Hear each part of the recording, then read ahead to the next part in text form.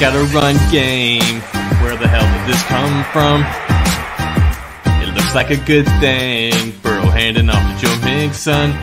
I know what's in Zach's brain. He probably hoped it never would end. Like, can it be sustained? Or is this just a one-game stand? No, man, let me get some hope. Jeep and Daddy, yo. A little bit of sauce from Bridget, now we know. We're here for not long, like just an episode.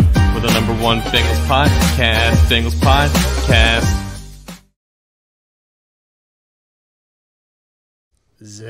Wowzers. That was amazing. I'm not the biggest J. Cole fan, but I didn't want to do the baby. I wanted to do a Carolina it. rapper.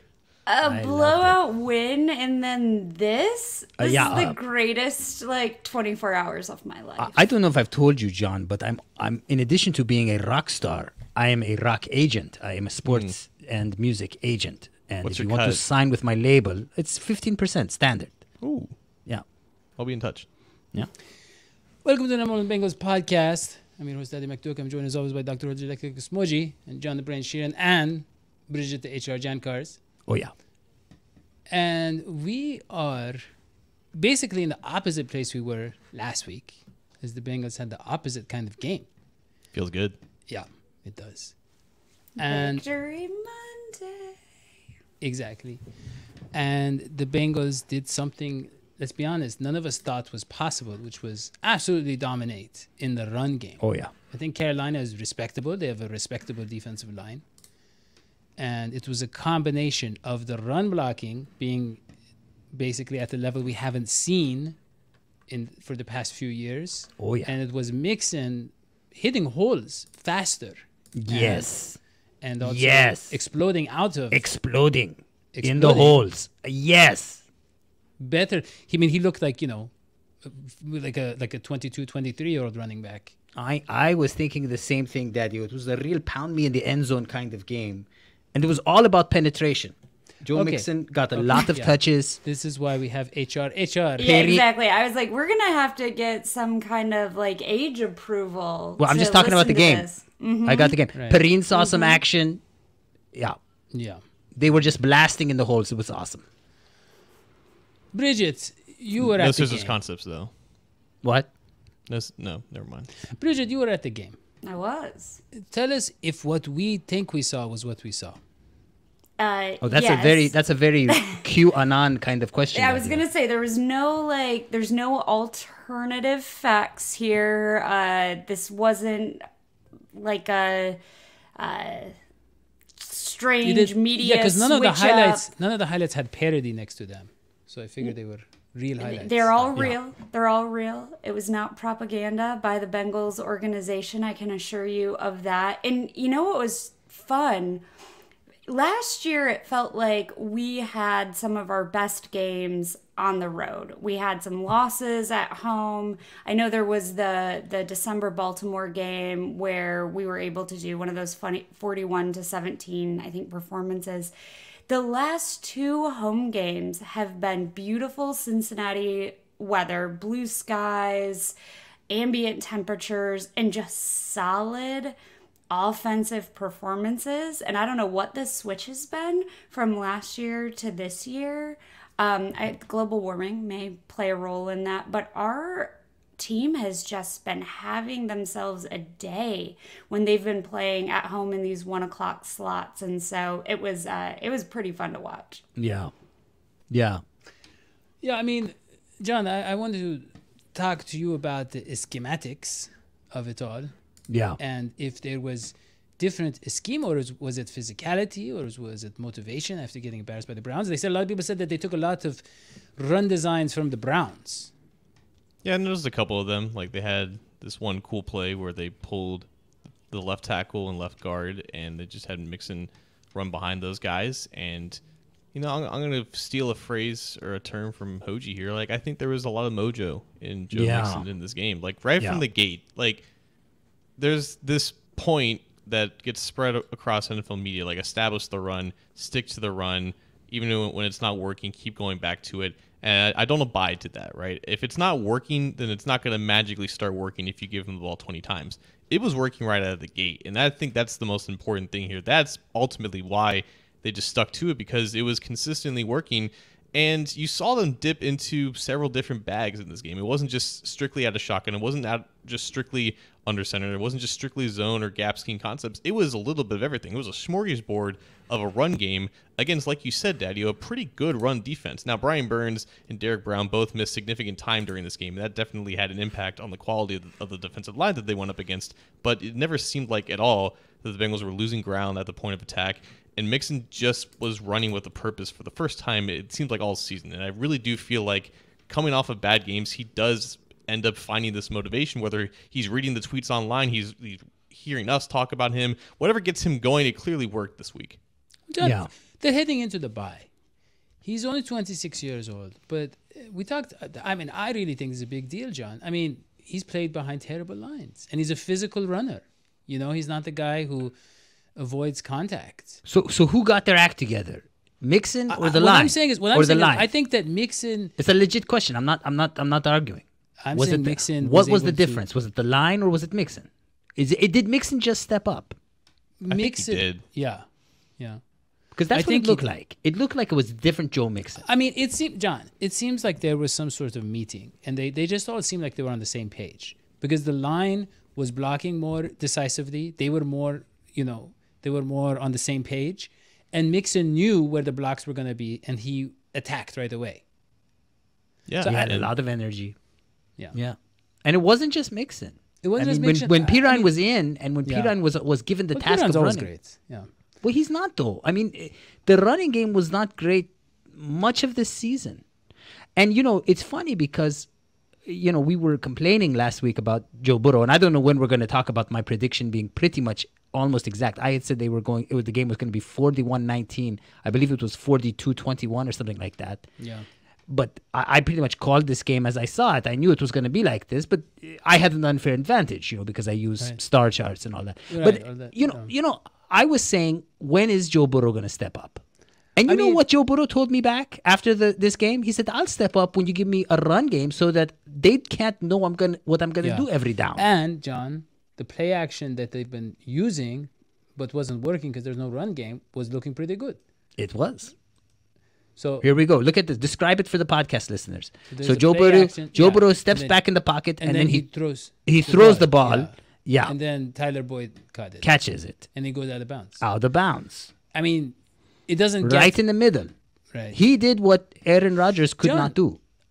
I liked Trenton Irvin and Trent Taylor and Trentoff Smith. Do we have a Trent? I don't know. But there was all the Trents. Two Trents. And the different two Trents. I feel like, John, the smaller one who runs around on the little sweeps, tosses. little reverses. Yeah. I like that. I like that little twinkle. It usually doesn't work for them, and it started working in this game.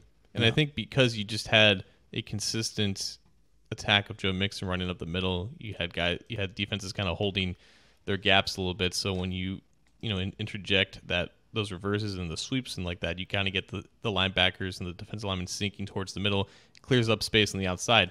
And I will say the majority of their runs and the majority of their successful runs were behind none other than La'el Collins, who had a 89.9 run block grade in this game. It was by far his most classic La'el game. Like, this is the La'el that they signed up for. This is the one that they watched tape for 6 years with Dallas.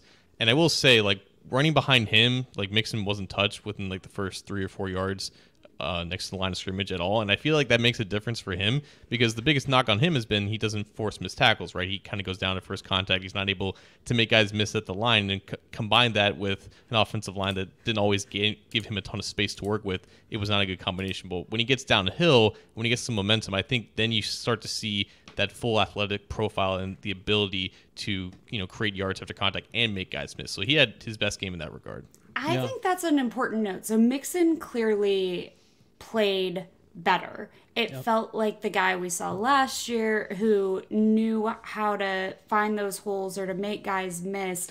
Okay, so Bridget, you can't do the same thing as Hoji. You can't use the same language. We have higher expectations of you. Yeah, come on. Go ahead. Keep it clean. He was able to find Bridget. the gaps. You guys are silly. But I felt I'm glad, John, you mentioned the O-line because what I feel like the successful team we see on the field is operating at a high function in every phase. And like, I think just saying, oh, Mixon can't do this, we don't have a run game, let's blame Joe Mixon. I feel like seeing even Lel's rating, like there's something different there. Joe can't have that kind of day or have a 5 touchdown day if the offensive line isn't doing enough to block. And so this, when we were talking about, or when I was talking about earlier in the season when things weren't going well, that you couldn't deduce it or reduce it down to one factor, I think we're still in that space. When we do well, it's a multivariate good performance, and that's what we saw yesterday. And Matilda agrees. She said, "In this, it sounds like it, yeah." Yeah, she's purring She's heavy, in quite so I a might mood. have to like. She's a mute real that. Bengals fan. She's happy But- about this win. Well, she loves a good cat fight and kitty battle, and when the Bengals come out on top, she's pretty satisfied. I will But say speaking 100, of- yeah, 104 go ahead. yards after contact, 5 That's missed amazing. tackles, 4.73 yards after contact per attempt. It's not like he did a lot of this on his own. And Yeah. granted, the offensive line did play well, but I feel like Joe Mixon, like that 90.6 run grade, like that's a testament to him finally making the most of the blocking in front of him. And it's kudos to him. Making the most of the blocking from him, John. And then when he was in the open the spaces, he was just gone. I mean, he looked faster. He looked healthier. I'm wondering if he had the lingering injury before that. Or like I said, John, we've seen it all the time. They're great players, and in their bodies are kind of a little bit not what they were. Right. They can get a few great games out of their bodies. That's why I sometimes we see- disagree. I don't we think see- this was a one-off. No. No, I'm not saying a one-off. What I'm saying is, he used to be able to do this 400, carries a season. He used to be, whatever. I feel like he's at that point where he can have the big games when he really needs to. He can get that. Well, out he of his needs body. to have them every game. I think I just think they need to split carries with Pirine when they just want to pound the ball and get Penetration. Yeah. Yeah. But I think that they need Into the end Mixon. zone. See, Mixon was fantastic in the Super Bowl, for instance. Mixon can make those crazy, he can do very special things. So I think they need to save him for the special plays. I don't know. So we can talk day and night about the offense, which was incredible. But when you are up, 38-0 or 25-0, I don't remember what it was, before they scored 7 measly points, you also got to talk about that defense. And wow, we were worried about Uwuzie being absent, but the interceptions these guys were getting, I don't remember who it was on our show who said, I'm not really worried about the second. Oh, yeah, it was me. I had said I wasn't worried about the secondary, and they really stepped up. They showed that this isn't a team, a defensive team that depends on one or two players. We have the great players, it's true, but it is the best coached defense in the NFL. And now I think that's what people are starting to realize. The coaching that we got behind Lou Anarumo, who really is, I think, the hidden heart of this team. I think this team's success is about Lou Anarumo. How do you lose? How do you lose DJ Reader? How do you lose Uwuzie, and yet still put up that kind of performance against the Carolina Panthers when everybody was talking this is going to be a breakout game, for their new QB and all that? Well, They had PJ Walker bamboozled. I mean, They did. John, we were talking like, oh, he might be able to hold his own, the battered secondary. He was 3 of 10 for 2 touchdowns. they looked amazing. They looked amazing. And 9 yards passing in the first half. And the thing is, Eli Apple had a solid game, but the rest of the corners, I don't know. We were missing Mike Hilton, so Mike Hilton should be back after the bye. DJ Reader could be back soon, right? It kind of doesn't matter. This John- defense is so not true. great. That's not true. This But John, defense is so great. Honestly, wonder- I'm not afraid of any team. John. This is the same defense that shut down. True, it was with their stars. Shut down the Kansas City Chiefs last year. They John, can shut down anybody. No, John, he is a special. He is that guy. They're all special. That DJ Reader's everybody. special. No, if Uwuzie played, if he had signed his deal, the way he was playing now, if he were in the open market, he'd be a top 5 corner easily in terms of pay. And I guess what he's not going to be back this season, right? Because it's No, he's An out ACL. until. No. Because ACL is a big deal. Well, He that's my might- he question, probably John. won't Because I remember a long time realistically ago. play in camp, right? We'll see. That's a long way. John, I remember a long time ago they had the MCL, and then they added like the PCL, and then the They just ACL. keep adding they these didn't add them. LCLs. No, but John, here's the thing. No, I just have a question. Because when they talk about the ACL, they say it's like in the middle of the knee. It's just this little thing that it sounds like a what do you call it, a vanity column that you have in the basement. Like it's not necessarily to hold the knee in place, but it's like it helps. It helps. No, but it it's doesn't more help. for beauty. These are all needed. There's nothing beautiful about the human knee. It's all basically a function of necessity, and it's at a very vulnerable spot, the knee. John, That's I why wanna hear people, John. people in life get a lot of knee problems for that reason. Do you want me to save you from this riff that's gone terribly wrong? No. Please. Yeah, okay. I have in the last different 3 riffs, weeks, in the last 3 weeks, Jesse Bates is the second highest graded safety in the NFL. This game specifically, the Bengals had 3 pressures on PJ Walker and just any Panthers quarterback, including Baker Mayfield.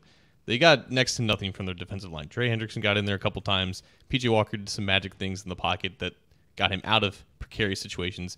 This game was all on the back 7, and it was playing without 2 of its best players in Chidobe Awuzie and Mike Hilton.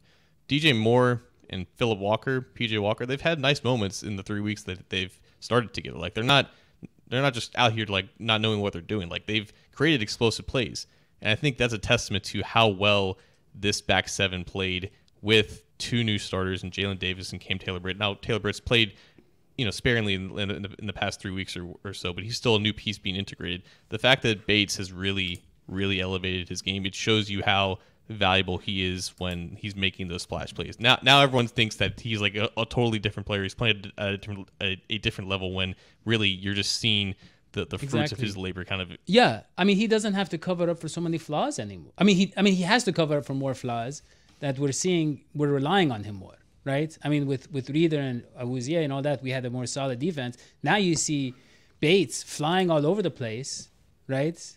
And, So when yeah. when do we talk about Trey? When do we talk about Trey Hendrickson? Talk about him now. Let's talk Hendrickson, about him. Yeah, I love him. Good was okay. segue. Is that the yeah? John, He played in the game. He was in. That he's game. amazing. Yeah. He's He amazing. wasn't. He Yeah. didn't just That's play what I in the was gonna say, game. yeah. He was amazing in the game. John, was he amazing? He was okay. He was okay. He was know, not played better, amazing. He was though. just okay. Yeah. You know, played better. You know the thing about Hendrickson, John, is I think he's like the 3rd overall. What is it? Defensive end or something. He's the 3rd highest pass rushing win rate behind Myles Garrett and Michael Parsons. His overall PFF score is pretty high. It's pretty high. Legitimately, wait, hold on. This was like one of the best games I've ever seen Eli Apple play too. By the way, That's you what I was think- gonna say. Yeah. Do you think this is like a little bit of Eli and Joe Mixon getting inspired or fired up by the hate they're getting? Because both of them Eli Apple gets hate feel... every single day of his life. Yeah, That guy is getting hated. Well, he was right. hated the first minute he came to the Cincinnati Bengals. Well, he's a little mouthy He on was, social media. but he was sometimes. amazing. He was amazing last year, and yet still people don't believe in him. I love it. He's the kind of guy. He's the kind of kid who always got picked on in school. The administration, the faculty, everybody would pick on that kid, and yet he doesn't care. He just does his own thing. I love Eli Apple. like I've been an yeah. I've been an Eli Apple fan for about a year now, and I just love that. About a year and 2 months after me, yeah. I want to actually. I have another question. I guess it's for everybody here. Yeah. So, as you know, I try to keep track of all the different Bengals podcasts out there and document their weaknesses and all that. Obviously, because I want to help them improve. That's Yeah. yeah. It's not You like I want wanna to- see their- Yeah. Take it into the end zone with them. That Yeah, is not and- what you're doing. and I but came continue. I came across one called the Morning Growl, and it was interesting. Prowl. Yes. Prowl. Exactly. And so basically, I'm sitting there and I'm listening to this podcast, and I don't know where that came from, and I see someone looks familiar. Someone who is usually on our show, and they seem to have deviated, and they seem to have This person sounds like a horrible human being. horrible. Just judging by the music. Yeah, and really, they had the nerve to come back to our ranks and pretend to still be loyal to Normal Bengals Podcast. But that is basically all I had to say about that. So congratulations. Wow, Bridget you've is on the morning prowl. Yeah. I was on the morning prowl for a couple weeks. They're good, fun friends, and everyone should check them out for a Sunday morning show. And she has defected to them permanently. You know, Bridget. That That's has the not been second. announced. Bridget, that's the second time he's used that song for you. The first time Oh, he that's was. true. The first one was the regime. That's the Bridget You song. were in New York- Actually, New it Orleans. is saved as the Bridget song. Yeah, I you were in love New it. Orleans, and he sort of painted you out to be some sort of, basically like, revolutionary type person. I had the The evidence pictures. is pretty damning. I have the pictures, yeah. Yeah, that raising the flag over Bourbon Street was. You gotta watch out. There's cameras everywhere. I know. No, the morning prowl was really fun to hang out on, and stay tuned for other updates. Like other podcasts are also fun. I mean, when you don't work with tyrants. You know, John, I think you were talking about the bye week and what Yeah. we can look forward to. What does the bye week really mean for the Bengals at this stage? Does it help them at all? I don't think anyone's going to heal. I think everybody who's out's going to stay Chase out. could be back. I don't think so. He's broken a hip, man. You don't We'll see come about back that. from a hip. Yeah. You know something, John? No, I don't. No one really knows anything. They said Joe Burrow said he could be back. Yeah, I mean, Burrow said that? is he a doctor? What does he know about He's a surgery? doctor of my heart. That's not of your hip. No. Wait, John, you said about Burrow, I remember you said he surgically, played and dissected the defense. You used these terms before. Yeah, a surgical Yeah, maneuver. those are words. Yeah, yeah. You have said those words. DJ So, Reader John, could be back. He's DJ been out Reader since could be week back, yeah. 4 with a knee injury. Okay, so the And bye could have. I would love to see DJ Mike Reader Hilton's back. probably going to be back. He just had pinky surgery, which is interesting. Well, but and- that too yeah. takes at least a month. No, Pinky surgery would take a month to heal at No. least. Maybe your pinky. Well, any human pinky is going to take about a month to heal. I mean, that's just how a pinky works. You can play through it. They play through hurt fingers all the time. Like, that's that We'll kind of. give him a club. You just walk around like this. Because, in a way, the stakes are high when they come back. I mean, if the Bengals lose to the Steelers twice in the same year, then Then whether they we lose go to to the the Steelers. Then whether they we lose go to to the playoffs or not, I could Speaking of consider which- this year a loss. Speaking of which, who would you like to see from the Steelers fan base or whatever to be on our show? Oh, Tell us God, in it's the easy. Mark comments. Bergen, done. Well, That's- well, yeah. well. He's my best That's what they friend. say. Yeah. Mark, if you're out there, please, I need you on this show. You bring the magic. Maybe Mark so- Bergman, I'm talking to you. And which rapper who has no ties to any homeland would you like to see John impersonate over the bye week? Easy. Young MC. Okay. The fastest rapper in the Young West. MC is great. John, do you know Young MC? Yeah, I do not know, but I might have to do a tribute to Takeoff. Rest in peace. that's right. Okay. That is actually Let kind the of, artist do his art. he kind of basically found a case of what I was saying. He's right now, he's in a different kind of extraterrestrial place. Yeah. You need to do a Jack Harlow. Is that his name? The dude from Louisville? The Pirates of the Caribbean? Oh, No, that was So- Jack Sparrow. okay. Look, You pass gotta- on that. You gotta throw Look. it to like the Kentucky route. I mean, it's Are there not- Kentucky rappers? Good. I didn't know that. There's a guy named Jack Harlow who I only learned about when he hosted SNL last week. Yeah. John, do There's you a You lot were ever? the host of people- SNL? That must have been terrible. There's He a was lot he of- was probably the musical guest. John, He was both. oh really? John, do you ever listen to Oakland rap? And if so, do you know the artist named Too Short? I do not know Too Short. We were friends Wow. way back in the day. He's a very good rapper. very good. I think, Okay. Well, I look, think John, Positive messages. I I think guess- John was in elementary when we were dancing to Too Short. Well, I didn't really dance to it. In the old days, we used to play it in the car really loudly, and the Yeah. car would just move with the beat. It I was very in beautiful. tune for a second grader. I probably would have known who he was. You if he probably was would have anything known. good. He's a very Oakland rapper. He didn't. A lot of people outside of Oakland do not know Too Short. A positive message not. for all the kids about women and life, and very positive guy. Very, very HR. Very Yeah, HR. very HR. So, look, we don't need to talk about any other games until next week. Good. But look, Josh Allen of the Bills It's very, very concerning situation. Is he hurt? He got a bad elbow. He lost his elbow. Yes. He lost his He elbow. lost lose his it. elbow. Where'd it go? Well, they Still on his body, Oh, perfect. a little damaged. I didn't know Josh think- was hurt. Man, that's really bad for the Buffalo Bills. It is. It is. I really mean, like that team. You know, I would hate to play them. I would hate for us to have to play them. But I like the Bills. I think they deserve a win in the playoffs. They do. They do. As long But- as they're not playing us. Right. As long as they're not I don't playing know us. if the Bengals are going to make the playoffs. Let me be frank. So I'm kind of like the pressure's off for me. I hate to tell you guys that, but I don't know if the Bengals are going to make the playoffs this That year. doesn't sound like a prediction. I need a one way or the other. I need you to make a prediction.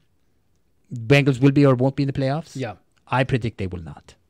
Well, let me tell you something. I predict that they will, and they're going to win at least 2 playoff games. I'm just saying that because I don't know what the rules of the playoffs are anymore, but they're going to win enough to win the Super Bowl. But also, I predict wait, that wait, we wait, are wait, going wait. to get I least 2 more patrons. We got a Yeah. new patron last week. Ooh. A Speedy Man. Speedy man. WCC. Everybody knows the Speedy Man.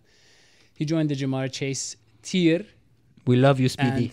And these are our loyal patrons. They don't patronize other podcasts. We love that you or patronize us. patronize in the morning or different times of the day. They No. stay loyal. They stay to our loyal to the podcast. line, the party line. Party line. So I wonder if patrons and non-patrons would put in the comments, be honest, from the bottom of your heart, do the Bengals make it to the playoffs and how far do they get Right. in the playoffs? What is your And prediction? Make your prediction now and Put justify that, it Put with that and put evidence. who you want And from the cite your Steelers. sources.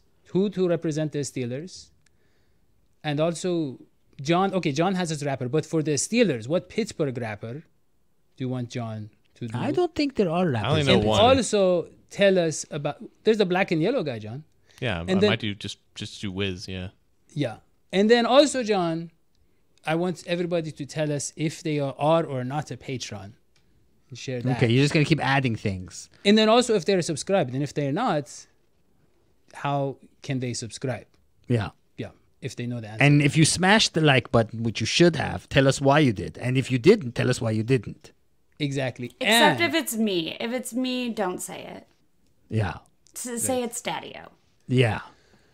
And And also, really- yeah, be careful when you use words like smash and penetrate. People get really sensitive on this show. Yes. And lastly, tell us if you follow John's articles at cityjungle.com and you follow him on Twitter and you follow Bridget on Twitter and you follow Hoji on Twitter. And also, if you subscribe to the Number One Bengals podcast on Believe, on YouTube, everywhere that you find your free information. Yeah. it's about to have 2,000 comments. And really, Bridget and Daddy-O, I'm Daddy-O, Bridget and Hoji and John, that's all we have. See you next time. So long, sweetie. Bye. Bye. And we need to tell someone it's TOO. That T.O. too short. short. Yeah, from Oakland.